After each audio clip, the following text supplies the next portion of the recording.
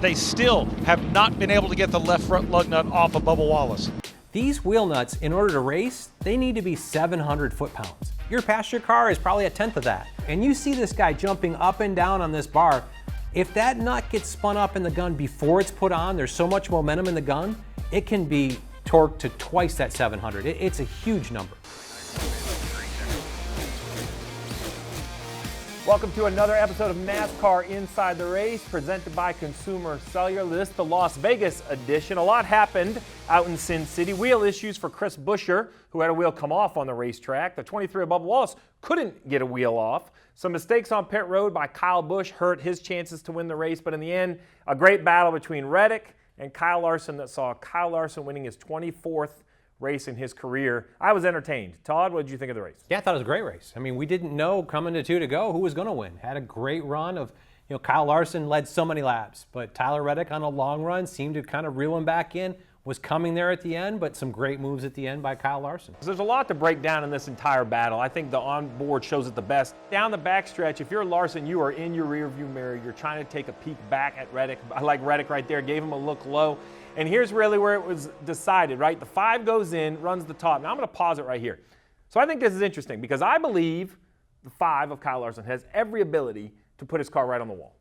But he doesn't, and he doesn't do it on purpose. He's a lane lower, in my opinion, because this is narrow enough that it doesn't give Reddick the opportunity to pass through, but low enough that it doesn't really allow Reddick to turn left and go below the 5. Yeah, I think that as well. I also think that at this point, there's not room for Reddick to go above him, and Kyle doesn't put himself in jeopardy of getting a little loose and ending up in the wall and giving this race away.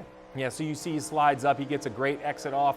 So it's easy to say these drivers are making mistakes. I'm going to use the word mistake, but what Tyler Reddick did was pretty impressive. His car was great. The first thing I think he would wish he could do over is here into turn 1, right here. Follows kind of right in the tire tracks of the 5 car. We saw a lap ago he offset about a groove higher. I think he would have had a little bit better run, but this is that entrance into turn 3 you discussed. Yeah, he didn't pay too much of a penalty there, but right here, if you look at this, he turns towards the bottom. Kyle Larson, this is an exceptionally good race car at this point. Kyle Larson sees in his rearview mirror, turns down to turn the dirty air to him, gets all the way to the white line. So I'm going to back this up because I believe this is intermediate racing in 2024. We used to hear about dirty air. Dirty air still exists.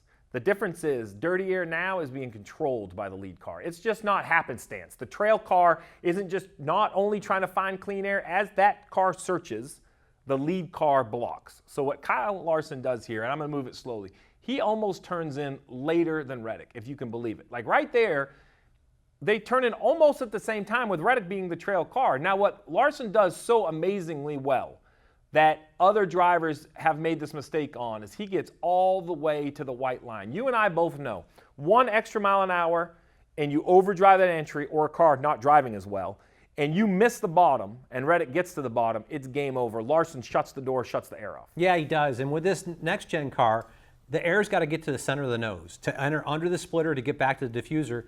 Shutting this off, even if you get 6 inches to the left, you've got to get 2 feet to the left, and Larson's got it blocked off at this point. This ends up making Tyler Reddick tight. If you watch, the nose points up the hill here.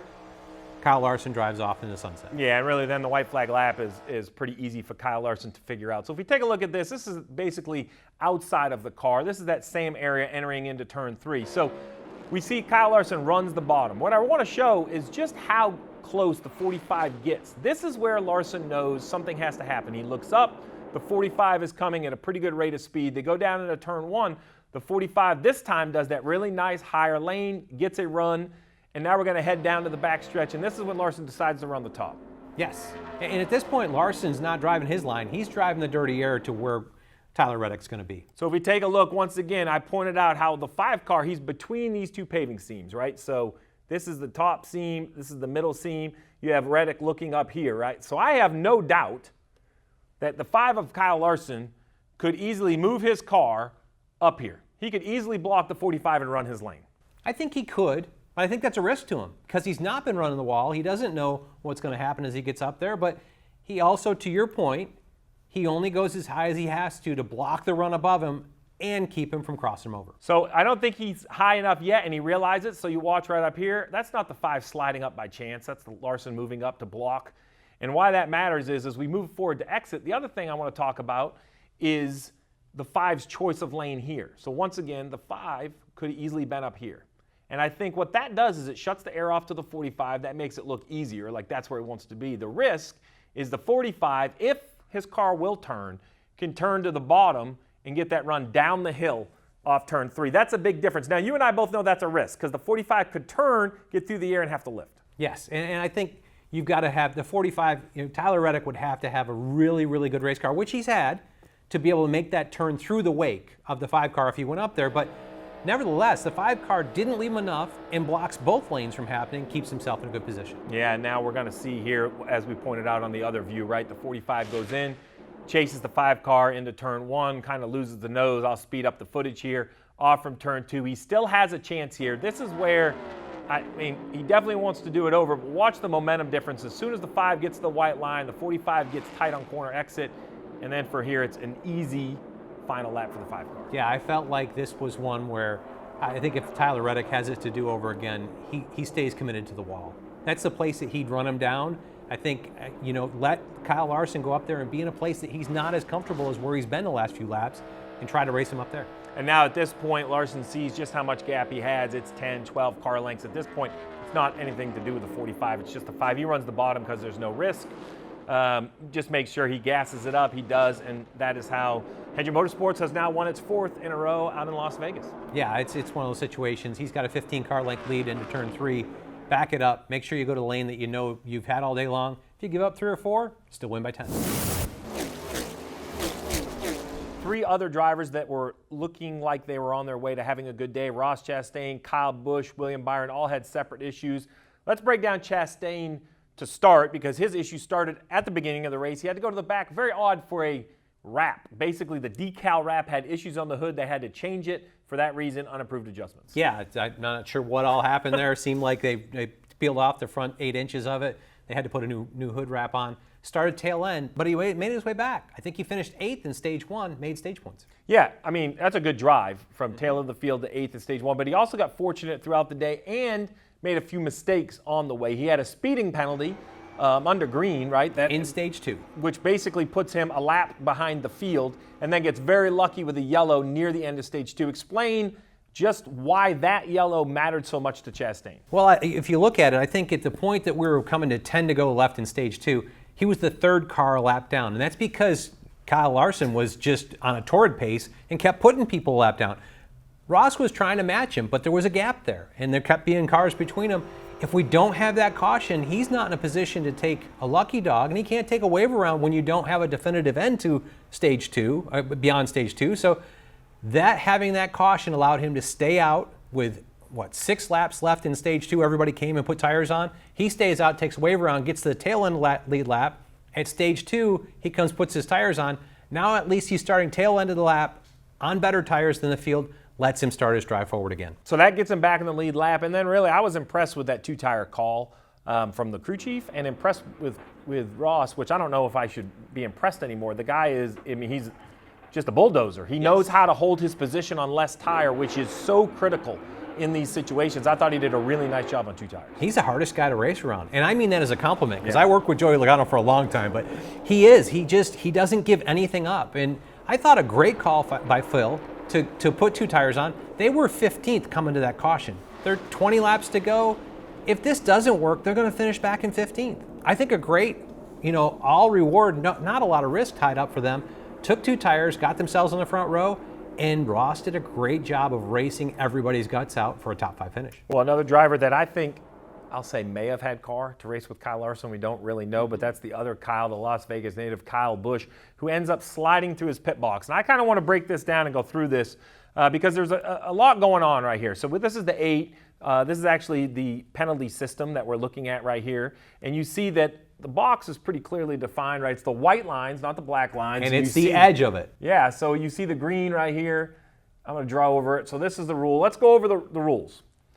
You have to have the nose of the car inside the box. The right front tire must be inside the box. The only part of the car that can be outside the box is either your right rear tire, or if there's a car in front of you, you can't have your rear tires behind the line, but the tail of the car can instantly be in the box behind you. So those are kind of the rules. So as I move this forward. You're going to watch the 8 car come in. Very slippery pit boxes. Kevin Harvick talked about it through the whole broadcast. And you're going to see right here, he slides over that green line clearly. I'll zoom in for it right here. Clearly over that green line from the rules officiating camera, the splitter is over it. Yeah, if you look at it right here, the splitter's over. So it's clear, it's there. A mistake by these guys, and they start to pit the car. So let's talk about this. First mistake, driver. You have to stop in the pit box. Yes. But it's a mistake drivers make. The penalty is servicing the car outside the box. What is servicing? Servicing is adding any fuel, taking a tire off. That is service. So as you mentioned it, servicing underway. What I want to talk about is I can't change what Kyle did, right? He's long. But I want to go all the way back, and I want to talk about the pit box itself. So you see a mark. It's kind of old piece of tape right here, and that's kind of the left front corner. That's where they're looking for. What I don't see, and it may have been here, maybe gone over the course of the day, is I like to see a mark out here, a piece of tape for the jackman to understand. And I like for everybody to understand where they're coming off the wall, right? This is where you're coming out and across the pit box. I think you got one here for the front changer. I think that's what this this white line here is.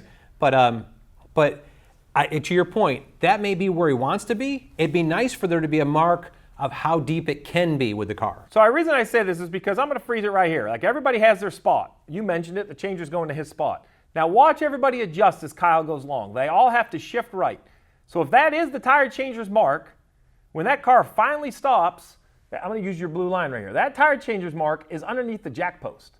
So the reason that matters is because at this point, I want the pit crew to stop. In the old days, you would have a guy on the radio tell him to back up with single lug nuts and 9-second pit stop. In my opinion, that's gone. Let's back this up and look at this because I think I've kind of cleared myself. If you look at this spot, that spot is the jackman's commitment to where the car can be.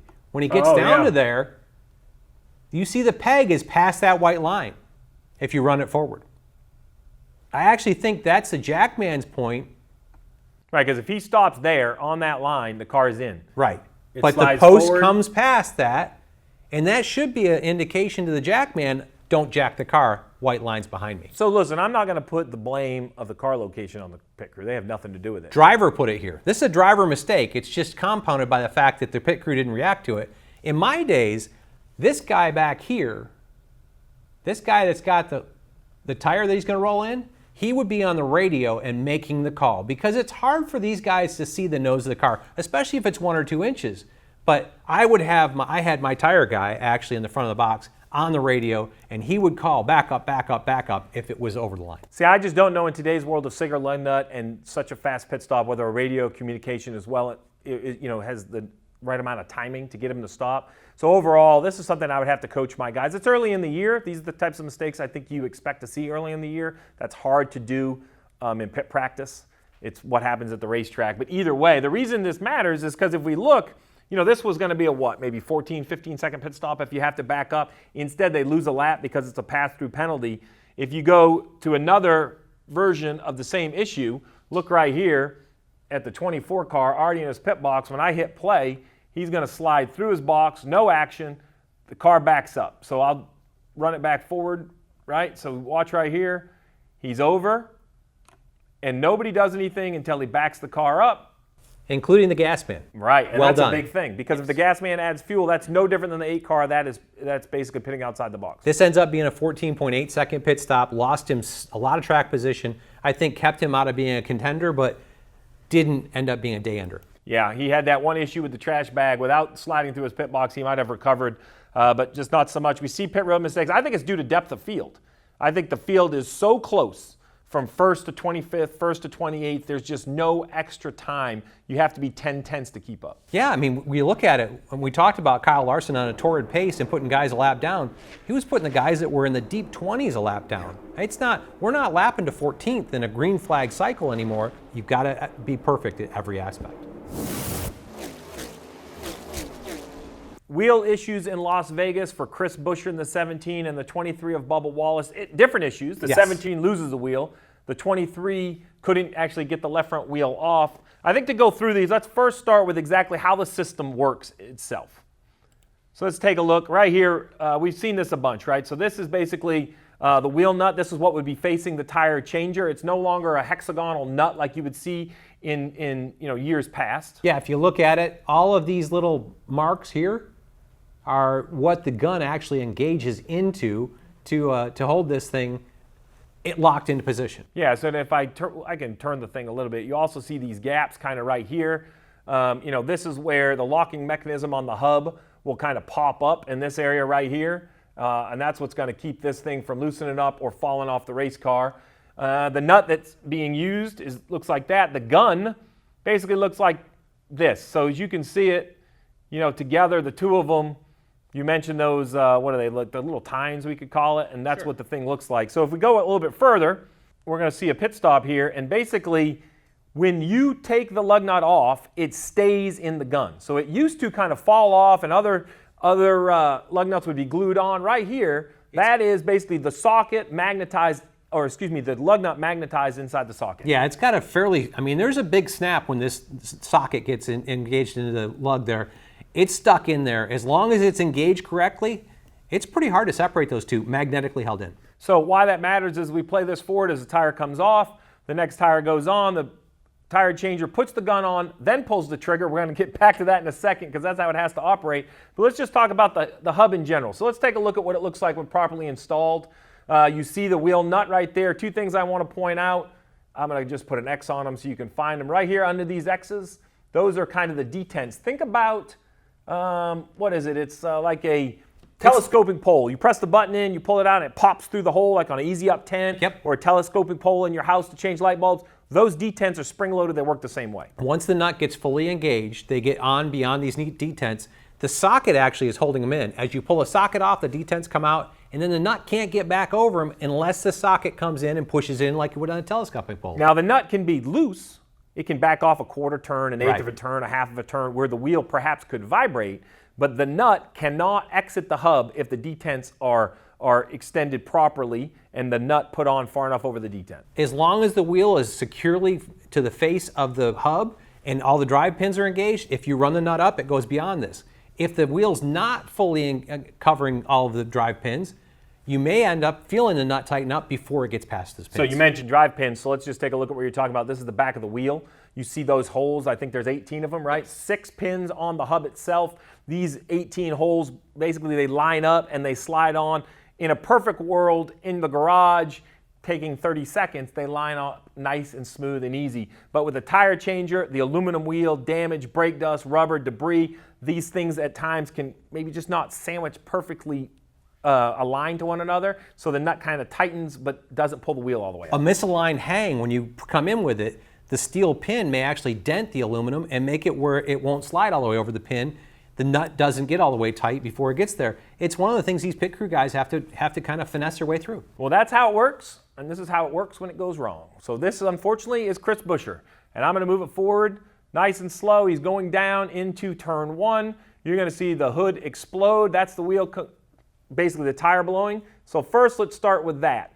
That is the wheel nut. So I can't say with confidence why the wheel nut was loose without seeing the pit stop. But I can tell you, even 10 or 12 laps after a pit stop, the wheel nut was not installed properly. There's no way it should exit the vehicle over those detents unless there was some sort of installation error. Yeah, somehow the installation had to not get past the detents, whether that's a wheel that's not aligned, whether it's coming off the nut too quickly. We don't know why, but it did. And what happens when this nut's loose, the wheel is allowed to kind of become misaligned.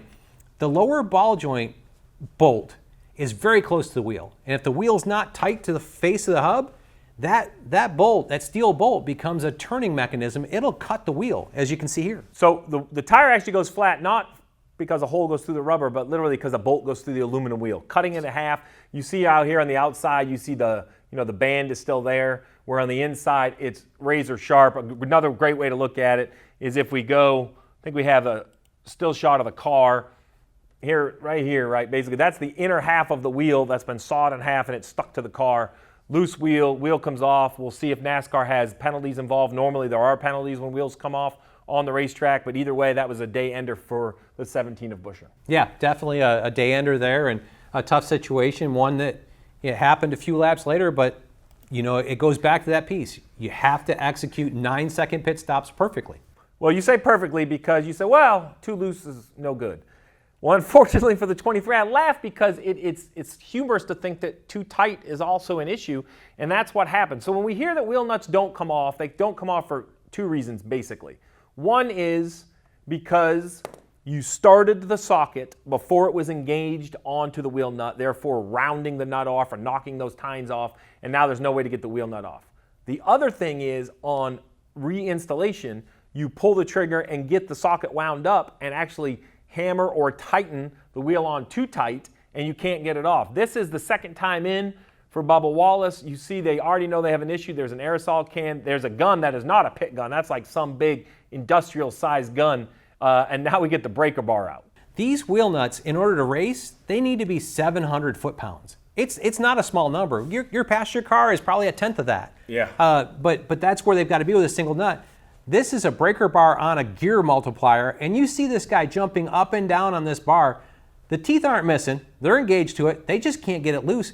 If that nut gets spun up in the gun before it's put on, there's so much momentum in the gun, it can be torqued to twice that 700. It's a huge number. Yeah, we're going to show you right here the difference in the guns, right? So this is the gun that they were attempting. These are approved by NASCAR for use in these situations. The 23 team had one, but it wasn't really strong enough. So if you just take a look, it's hard to tell completely, but this gun in the foreground is so much larger, so much heavier than the one in the background, which is the pit gun. In the end, no luck. They actually had to go behind the wall and physically cut the nut off and change the tire. Yeah, it's one of those tough situations. We've seen it a few times. I know the 43 had one a couple years ago. It's happened 2 or 3 times. It's just, if you get that gun spun up before the nut's on there, it's got so much momentum, it's going to over-torque the nut. So in the end, that's what ended Bubba Wallace's chance in Las Vegas. We will see if 2311 can rebound out in the desert in Phoenix. Remember, set those clocks ahead, spring forward, and tune in on Sunday, 3:30 p.m. on Fox.